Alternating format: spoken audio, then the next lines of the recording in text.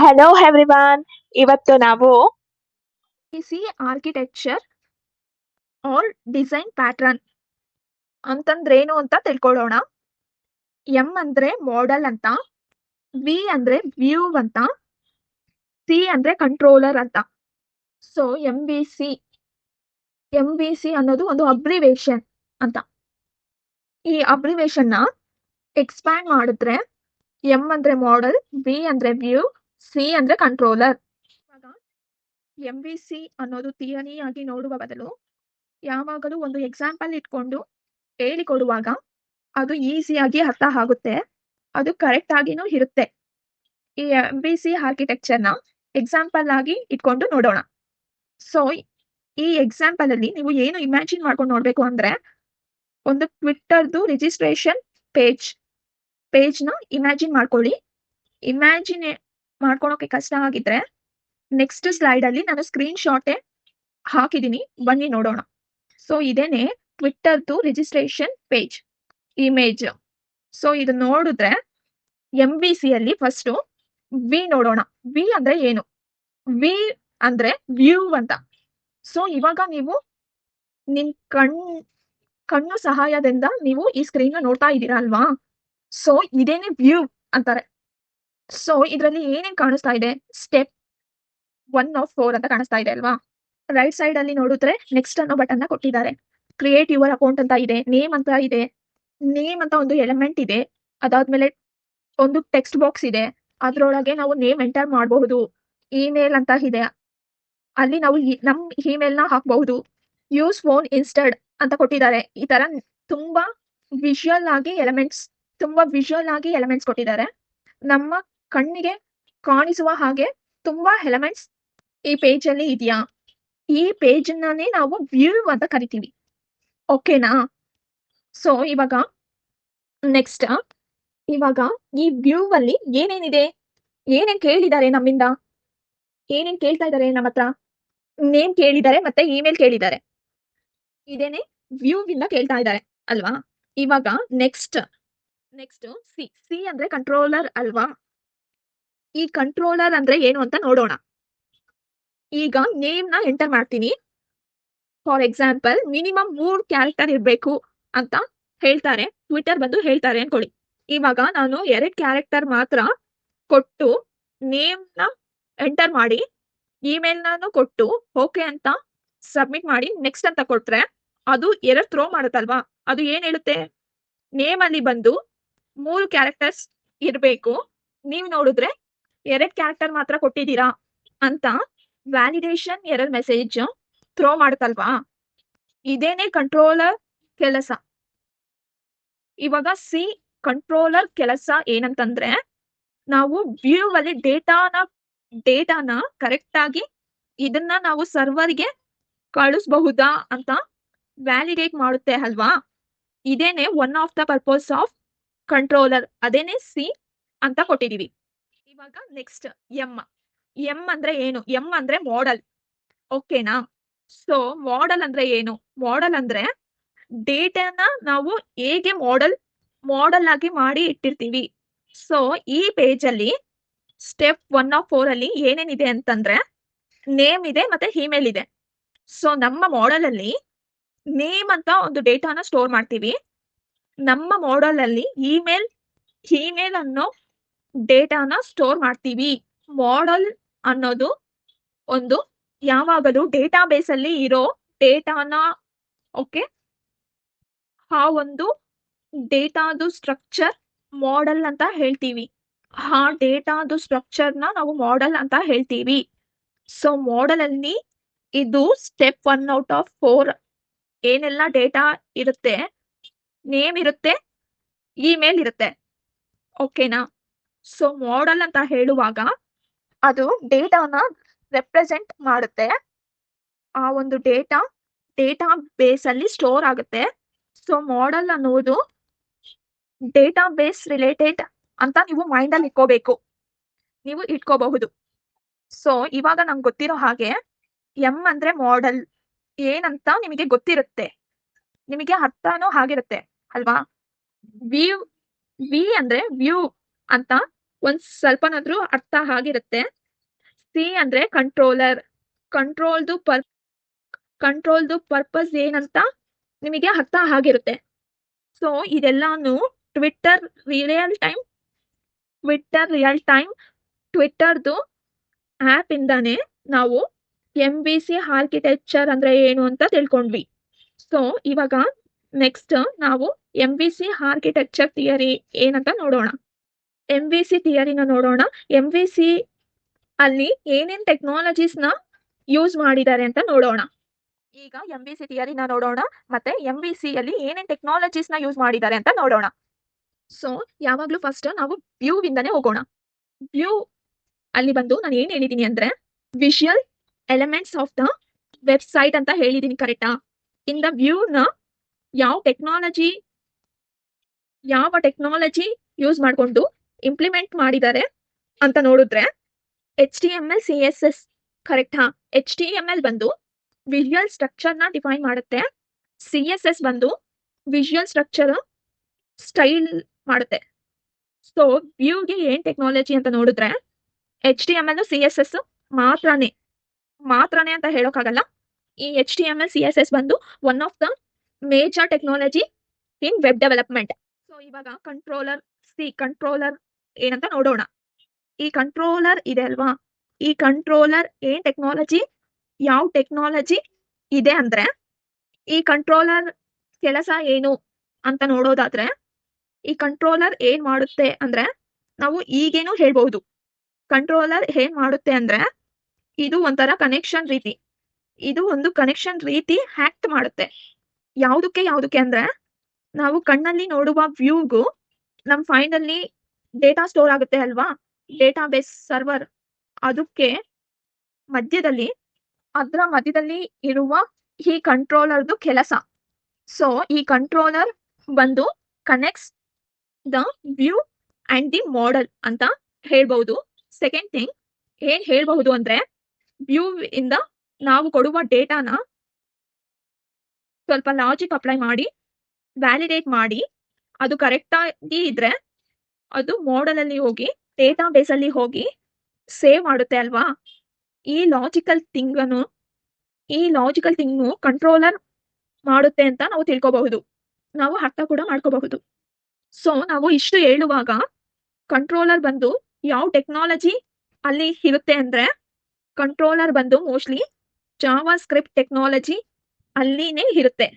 ಯಾಕಂದ್ರೆ Java ಸ್ಕ್ರಿಪ್ಟೇ HTML CSS ಡೇಟಾನ validate ಮಾಡುತ್ತೆ ಮತ್ತೆ ಲಾಜಿಕ್ ನ ಚೆಕ್ ಮಾಡುತ್ತೆ.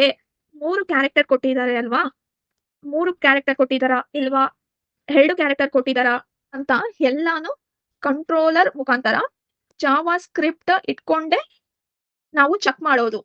ನಾವು ನೆಕ್ಸ್ಟ್ ಮಾಡೆಲ್. ಈಗ ಮಾಡೆಲ್ ಅಂದ್ರೆ ಏನು? ನಾವು ಫಸ್ಟ್ ಹೇಳಿದ ಹಾಗೆ ಮಾಡೆಲ್ ಅಂದ್ರೆ ಇಮಿಡಿಯೇಟ್ ಆಗಿ ಡೇಟಾ ಬೇಸ್ ಅಂತ ಜ್ಞಾಪನದಲ್ಲಿ ಇಟ್ಕೋಬಹುದು. ಡೇಟಾ ಬೇಸ್ ಸ್ಕೀಮಾ ಅಂತ ಹೇಳ್ತೀವಿ. ಡೇಟಾ ಬೇಸ್ ಸ್ಕೀಮಾ ಅಂತಂದ್ರೆ ಏನು? ಡೇಟಾ ಬೇಸ್ ಸ್ಕೀಮಾ ಅಂತಂದ್ರೆ ಈ ಡೇಟಾ ಬೇಸ್ ಅಲ್ಲಿ ಯಾವ ತರ ಡೇಟಾ ಇರಬಹುದು, ಅದು ಯಾವ ಸ್ಟ್ರಕ್ಚರ್ ಅಲ್ಲಿ ಇರಬಹುದು, ಅದನ್ನೇ ನಾವು ಡೇಟಾ ಬೇಸ್ ಸ್ಕೀಮಾ ಅಂತ ಹೇಳ್ತೀವಿ. ಫಾರ್ ಎಕ್ಸಾಂಪಲ್ ಸ್ಟೆಪ್ 1 ಅಲ್ಲಿ ಏನಿತ್ತು? ನೇಮ್ ಇತ್ತು, ಇಮೇಲ್ ಇತ್ತು, ಕರೆಕ್ಟಾ? ನಮ್ಮ ಡೇಟಾ ಬೇಸ್ ಸ್ಕೀಮಾದಲ್ಲಿ ನೇಮ್ ಅಂತ ಒಂದು ಫೀಲ್ಡ್ ಇರುತ್ತೆ, ನಮ್ದೊಂದು ಡೇಟಾ ಬೇಸ್ ಸ್ಕೀಮಾದಲ್ಲಿ ಇಮೇಲ್ ಅಂತ ಒಂದು ಫೀಲ್ಡ್ ಇರುತ್ತೆ. ಅದೇ ತರ ಡೇಟಾ ಸ್ಟೋರೇಜ್ ಲಾಜಿಕ್, ಈ ನೇಮ್ ಇಮೇಲ್ ಬಂದು ಕಂಟ್ರೋಲರ್ ಬಂದು ಅಪ್ರೂವ್ ಮಾಡಿ ನೆಕ್ಸ್ಟ್ ಸ್ಟೇಜ್ಗೆ ಬಂದಿದ ತಕ್ಷಣ ಈ ನೇಮ್ ಇಮೇಲ್ ನಾವು ಸ್ಟೋರ್ ಮಾಡ್ತೀವಲ್ವಾ ಡೇಟಾ ಬೇಸ್ ಅಲ್ಲಿ, ಆ ಒಂದು ಟೆಕ್ನಾಲಜಿ ಮಾಡೆಲ್ ಅಲ್ಲಿ ಬರ್ದಿರ್ತಾರೆ. ಓಕೆ, ಸಿಂಪಲ್ ಆಗಿ ಹೇಳೋದಾದ್ರೆ ಈ ಒಂದು ಡೇಟಾನ ಸ್ಟೋರ್ ಮಾಡೋದಕ್ಕೆ ಲಾಜಿಕ್ಕು ಈ ಒಂದು ಮಾಡೆಲ್ ಫೈಲ್ ಅಲ್ಲಿ ಇರುತ್ತೆ. ಓಕೆನಾ? ಸೊ ಈ ಒಂದು ಡೇಟಾನ ಸ್ಟೋರ್ ಮಾಡೋದು ಹೆಂಗೆ ಡೇಟಾ ಬೇಸ್ ಅಲ್ಲಿ, ಅದಕ್ಕೇನೆ ನಾವು SQL ಮತ್ತೆ NoSQL 2 ಡೇಟಾ ಬೇಸ್ ಇದೆ. ಸೊ ಇವಾಗ ಬಂದು ಒಂದು ಡೇಟಾ ಇದೆ, ಕಂಟ್ರೋಲರ್ ಬಂದು ಡೇಟಾನ ಅಪ್ರೂವ್ ಮಾಡ್ತು, ಡೇಟಾನ ನಾವು ಡೇಟಾ ಬೇಸಲ್ಲಿ ಸ್ಟೋರ್ ಮಾಡಬೇಕು ಅಂತಂದ್ರೆ ನೀವು ಬಂದು ಒಂದು SQL ಡೇಟಾ ಬೇಸ್ನ ಯೂಸ್ ಮಾಡಬೇಕು. ಸೆಕೆಂಡ್ನೇದು ಬಂದು ನೋ SQL ಡೇಟಾ ಬೇಸ್ನ ಯೂಸ್ ಮಾಡ್ಕೋಬಹುದು.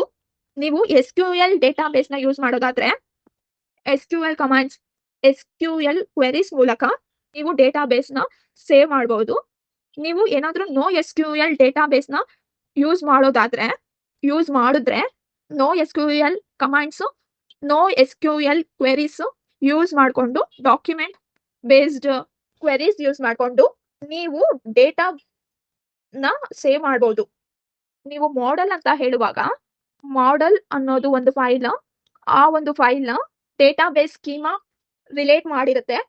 ಸೊ ಇದರಲ್ಲಿ ಬಂದು ಈ ಮಾಡೆಲ್ ಫೈಲಲ್ಲಿ ಬಂದು ಸ್ಟೋರೇಜ್ ಲಾಜಿಕ್ ಬರ್ದಿರ್ತಾರೆ, ವಿಚ್ ಮೀನ್ಸ್ SQL ಕ್ವೆರೀಸು ಇಲ್ಲ ಅಂದ್ರೆ ನೋ SQL ಕ್ವೆರೀಸು ಇದ್ರೆ ಆ ಒಂದು ಡೇಟಾನ ಡೇಟಾ ಬೇಸ್ ಒಳಗೆ ಸ್ಟೋರ್ ಮಾಡುತ್ತೆ. ಇದು ಎಲ್ಲಾನು ಮಾಡೆಲ್ ಅಲ್ಲೇ ಇರುತ್ತೆ, ಮಾಡೆಲ್ ಒಳಗಡೆನೆ ಇರುತ್ತೆ. ಓಕೆ, ಇಷ್ಟೇನೆ MVC ಅನ್ನೋದು. ಸೊ ನೀವು ಹೆಂಗೆ ಇಮ್ಯಾಜಿನ್ ಮಾಡ್ಕೊಂತೀರಾ ಅಂದ್ರೆ ವ್ಯೂ ಅನ್ನೋದು ಒಂದು ಫೈಲ್, ಓಕೆನಾ? ಆ ಫೈಲ್ ಒಳಗಡೆ HTML CSS ಇರುತ್ತೆ, ಓಕೆನಾ? HTML CSS ಫೈಲ್ಸ್ ತುಂಬಾನೇ ಇರುತ್ತೆ. ಕಂಟ್ರೋಲರ್ ಅನ್ನೋದು ಒಂದು ಫೈಲ್ ಅನ್ನೋ ಬದಲು ಒಂದು ಫೋಲ್ಡರ್ ಅಂತಾನು ಹೇಳ್ಬಹುದು. ವ್ಯೂ ಅನ್ನೋದು ಒಂದು ಫೋಲ್ಡರ್, ಹಿಂಗೆ ಗ್ಯಾಪ್ನ ಇಟ್ಕೋಬಹುದು. ವ್ಯೂ ಅನ್ನೋದು ಒಂದು ಫೋಲ್ಡರ್, ಆ ಒಂದು ಫೋಲ್ಡರ್ ಒಳಗಡೆ HTML CSS files, Kuki parser ಅಂತ ಹೇಳ್ತಾರೆ, ಕುಕಿ ಪಾರ್ಸಿಂಗ್ ತುಂಬಾ ಇರುತ್ತೆ. ಒಂದು ಕ್ಲೈಂಟ್ ಹಲೋ ಮಾಡೋದು, ಇದು ಒಂದು ಪರ್ಟಿಕ್ಯುಲರ್ ಯೂಸರ್ ಅಲೋ ಮಾಡೋದು, ಇದೆಲ್ಲಾನು ಕಂಟ್ರೋಲರ್ ಕೆಲಸ, ಇದೆಲ್ಲಾನು ಕಂಟ್ರೋಲರ್ ಮಾಡೋ ಕೆಲಸ, ಓಕೆನಾ? ಈಗ ಬಂದು ಕಂಟ್ರೋಲರ್ ಅನ್ನೋದು ಒಂದು ಫೋಲ್ಡರ್, ಆ ಫೋಲ್ಡರ್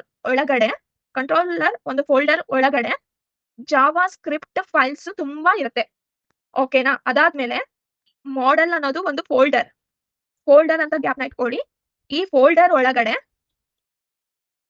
ಮಾಡೆಲ್ ಫೋಲ್ಡರ್ ಒಳಗಡೆ ತುಂಬಾ SQL ಫೈಲ್ಸ್ ಇರುತ್ತೆ, ಅದಿಲ್ಲ ಅಂದ್ರೆ ನೋ SQL ಫೈಲ್ಸ್ ಇರುತ್ತೆ.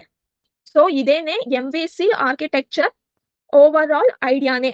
ಸೊ ಇವರು ಏನ್ ಮಾಡ್ತಾರೆ ಅಂತ ನಾನು ನೆಕ್ಸ್ಟ್ ಸ್ಲೈಡ್ ಅಲ್ಲಿ ಹೇಳ್ತೀನಿ. ಸೊ ಇಷ್ಟೇನೆ MVC ಅನ್ನೋದು, ಇಷ್ಟೇನೆ. ಅರ್ಥ ಆಯ್ತು? ನಾವು ಯಾಕೆ MVC ಆರ್ಕಿಟೆಕ್ಚರ್ಗೆ ಹೋಗ್ತೀವಿ? ನೆಕ್ಸ್ಟ್ ಮುಖ್ಯವಾದ ಕ್ವಶನ್ ಅದೇ ಆಗಿರುತ್ತೆ, ಯಾಕೆ ನಾವು MVC ಆರ್ಕಿಟೆಕ್ಚರ್ಗೆ ಹೋಗ್ತೀವಿ? ನೆಕ್ಸ್ಟ್ ಅದೇ ಮುಖ್ಯವಾದ ಕ್ವಶನ್.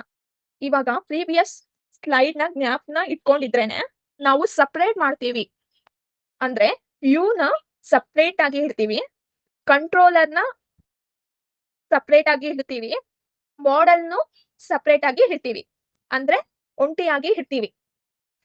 ಒಬ್ರು ಡಿಸೈನರ್ ಬಂದು ವ್ಯೂ ಅಲ್ಲಿ ಮಾತ್ರ ವರ್ಕ್ ಮಾಡಬಹುದು, HTML CSS ಅಲ್ಲಿ ಡಿಸೈನರ್ ವರ್ಕ್ ಮಾಡ್ತಾ ಇರ್ತಾರೆ. ಅದೇ ಟೈಮಲ್ಲಿ ಒಬ್ರು ಡೆವಲಪರ್ ಇರ್ತಾರೆ ಅಲ್ವಾ, ಅವರು ಏನ್ ಮಾಡ್ತಾರೆ ಅಂದ್ರೆ ಜಾವಾ ಸ್ಕ್ರಿಪ್ಟ್ ಅಲ್ಲಿ ಅದೇ ಟೈಮಲ್ಲಿ ವರ್ಕ್ ಮಾಡ್ತಾ ಇರ್ತಾರೆ, ಓಕೆನಾ?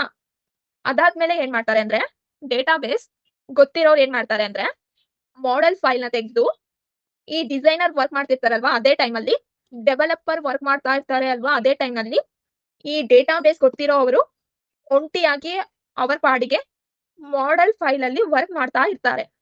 ಸೊ ಒಂದೇ ಟೈಮ್ನಲ್ಲಿ 3 ಜನರು ಒಂದೇ ಪ್ರಾಜೆಕ್ಟ್ ಅಲ್ಲಿ ವರ್ಕ್ ಮಾಡಬಹುದು, ಯಾಕಂದ್ರೆ ಆ ಪ್ರಾಜೆಕ್ಟ್ ಇಂಪ್ಲಿಮೆಂಟೇಷನ್ ಐಡಿಯಾ ಗೊತ್ತಿದ್ರೆ ಸಾಕು, ಓಕೆನಾ? ಯಾಕೆ ನಾವು ಸಪರೇಷನ್ ಆಫ್ ಕನ್ಸರ್ನ್ಗೆ ಹೋಗ್ತೀವಿ? ಯಾಕೆ ನಾವು ಸಪರೇಷನ್ ಆಫ್ ಕನ್ಸರ್ನ್ ಅಂತ ಹೇಳ್ತೀವಿ? ಇದೇನೆ ಸಪರೇಷನ್ ಆಫ್ ಕನ್ಸರ್ನ್ ಅಂತ ಹೇಳ್ತೀವಿ. ವ್ಯೂ ಸಪರೇಟ್ ಆಗಿ ಅಂದ್ರೆ ಒಂಟಿಯಾಗಿ, ಕಂಟ್ರೋಲರ್ ಸಪರೇಟ್ ಆಗಿ, ಮಾಡೆಲ್ ಸಪರೇಟ್ ಆಗಿ ಸಪರೇಟ್ ಮಾಡ್ತೀವಿ ಅಲ್ವಾ, ಅದಕ್ಕೆ ನಾವು ಸಪರೇಷನ್ ಆಫ್ ಕನ್ಸರ್ನ್ ಅಂತ ಹೇಳ್ತೀವಿ. ಈ ಸಪರೇಷನ್ ಆಫ್ ಕನ್ಸರ್ನ್, ಈ ಒಂದು ಸಪರೇಷನ್ ಆಫ್ ಕನ್ಸರ್ನ್ ಇಲ್ಲ ಅಂದಿದ್ರೆ ಏನ್ ಪ್ರಾಬ್ಲಮ್ ಬರುತ್ತೆ ಅಂದ್ರೆ, ಒಬ್ರು ಡೆವಲಪರ್ ಇರ್ತಾರೆ, ಆ ಡೆವಲಪರ್ಗೆ HTML CSS ಅಷ್ಟು ಗೊತ್ತು ಇರ್ಬೇಕು ಅನ್ನೋದು ಅವಶ್ಯಕತೆ ಇಲ್ಲ ಒಂದು ಡೆವಲಪರ್ಗೆ. ಸೊ ಒಂದು ಡೆವಲಪರ್ಗೆ ಜಾವಾ ಸ್ಕ್ರಿಪ್ಟ್ ಏನೆ ಚೆನ್ನಾಗಿ ಗೊತ್ತು ಅಲ್ವಾ, ಸೊ ಡೆವಲಪರ್ ಅಂತ ಹೇಳ್ತೀನಿ. ಆ ಡೆವಲಪರಿಗೆ ಜಾವಾ ಸ್ಕ್ರಿಪ್ಟೇ ಚೆನ್ನಾಗಿ ಗೊತ್ತು. ಸೊ ಹಂಗಿದ್ದಾಗ ನಾವು ಸಪರೇಷನ್ ಆಫ್ ಕನ್ಸರ್ನ್ ಮಾಡಿಲ್ಲ ಅಂದ್ರೆ ಅವರಿಗೆ HTML, CSS, Java script code ಒಳಗಡೆನೆ HTML, CSS ಕೋಡ್ ಒಳಗಡೆನೆ ಜಾವಾ ಸ್ಕ್ರಿಪ್ಟ್ ಕೋಡ್ನ ಹುಡುಕಿ ಕಂಡು ಹಿಡಿದು ವರ್ಕ್ ಮಾಡಬೇಕಾಗುತ್ತೆ. ಸೊ ಇದು ಬಂದು ತುಂಬಾ ಅವರಿಗೆ ಕನ್ಫ್ಯೂಷನ್ ಆಗಿ ಇರುತ್ತೆ.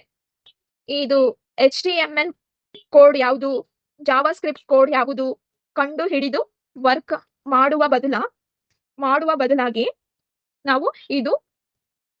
ನಾವು ಸಪರೇಟ್ ಮಾಡಿ ಇಟ್ಬಿಟ್ವಿ ಅಂದ್ರೆ, ಈ ತರ MVC ಅಂತ ಸಪರೇಟ್ ಮಾಡಿ ಇಟ್ಬಿಟ್ರೆ ಅಟ್ ಎ ಟೈಮ್ ಎಲ್ಲಾ ಡೆವಲಪರ್ಸ್ ವರ್ಕ್ ಮಾಡಬಹುದು. ಕನ್ಫ್ಯೂಷನ್ ಇಲ್ದಲೇನೆ ವರ್ಕ್ ಮಾಡಬಹುದು. ಒಬ್ರು ಬರ್ದಿರುವ ಕೋಡು ಇನ್ನೊಬ್ರು ಬರೆದಿರುವ ಕೋಡ್ ಬಂದು ಅಫೆಕ್ಟ್ ಮಾಡ್ದಲೆ ಇರ್ಬೋದು. ಸೊ ಇದೆಲ್ಲ ಚಿಕ್ಕ motivation behind of concern. The separation of concern ಅನ್ನೋದೇ ಒಂದು ದೊಡ್ಡ ಟಾಪಿಕ್. ಸೊ ಅದರಿಂದನೇ ಇದು ಎಕ್ಸ್ಪ್ಲೇನ್ ಮಾಡೋಕೆ ಡಿಫಿಕಲ್ಟ್ ಆಗಿ ಫೀಲ್ ಮಾಡ್ತೀನಿ. ಮೇ ಬಿ ಈ ಸಪರೇಷನ್ ಆಫ್ ಕನ್ಸರ್ನ್ ನೆಕ್ಸ್ಟ್ ವಿಡಿಯೋದಲ್ಲಿ ಇನ್ ಡೆಪ್ತ್ ಆಗಿ ಯಾಕೆ ಸಪರೇಷನ್ ಆಫ್ ಕನ್ಸರ್ನ್ಸ್ಗೆ ಹೋಗ್ತಾರೆ, ಯಾಕೆ ಸಪರೇಷನ್ ಆಫ್ ಕನ್ಸರ್ನ್ಗೆ ಯಾಕೆ MVC ಪ್ಯಾಟರ್ನ್ ಯೂಸ್ ಮಾಡ್ತಾರೆ, ನಾವು ಒಂದು ಬೇರೆ ವಿಡಿಯೋದಲ್ಲೇ ನೋಡಬಹುದು. ಒಂದು ಮೋಟಿವೇಶನ್ ಬಂದು ಇಷ್ಟೇನೆ. ಸೊ ಓವರ್ ಆಲ್ ಮೋಟಿವೇಶನ್ ಇಷ್ಟೇನೆ. MVC ಅಂತ ಹೇಳುವಾಗ ಫಸ್ಟ್ ನಮಗೆ ಗ್ಯಾಪ್ನ ಬರೋದೆ, ಏನ್ ಗ್ಯಾಪ್ನ ಬರಬೇಕು? Separation of concern. ಓಕೆನಾ? ದ ಸಪರೇಷನ್ ಆಫ್ ಕನ್ಸರ್ನ್ ಒಂದು ಡಿಸೈನ್ ಪ್ಯಾಟರ್ನ್.